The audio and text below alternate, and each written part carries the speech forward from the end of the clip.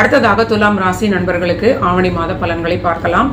துலாம் ராசிக்கு இவங்களுடைய லாபஸ்தானாதிபதியான சூரியன் அவரே பாதகாதிபதியாக வருகிறார்.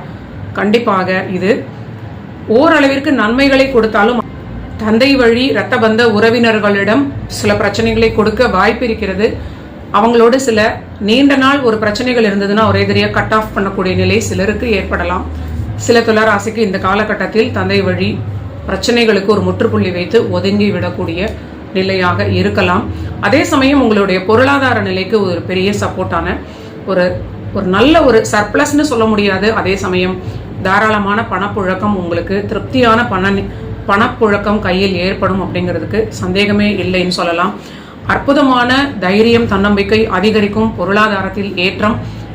ஆவணி மாதம் சூரியன் மாற்றம் உங்களுக்கு அற்புதமான நன்மைகளை கொடுக்கிறது. அடுத்ததாக ஆவணி மாதம் 4ஆம் தேதி உங்க ராசிநாதன் சுக்கிரன் 10ஆம் வீட்டில் அமர்வது மிகப்பெரிய ஒரு ஸ்டெபிலிட்டி ஏற்படக்கூடிய நிலை. உங்களுடைய தொழில் ரீதியிலாக, பணி ரீதியிலாக திடீர் மாற்றங்கள், அற்புதமான வளர்ச்சி, வேறு லெவல் மாற்றங்கள்னு சொல்வார்கள், அதை போன்ற ஒரு நிலை துலாம் ராசிக்கு நடப்பதற்கு அதிக வாய்ப்பு இருக்கிறது. ஒரு இடமாற்றத்துடன் கூடிய நல்ல நிலை கிடைப்பவர்கள் இதை தவிர்க்காமல் எடுத்துக்கொள்வது மிகுந்த வளர்ச்சியான ஒரு நிலையை கொடுக்கும்.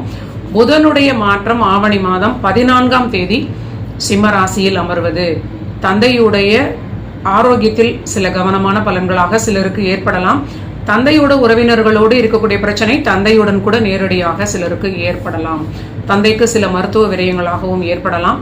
ரொம்ப கவனமாக இந்த பலன்களை நீங்க பார்த்து கொள்ள வேண்டும். ஆனால்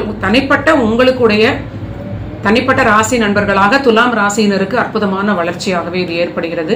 இந்த ரிலேஷன்ஷிப் வகையில் மட்டும் சற்று கவனம் தேவை.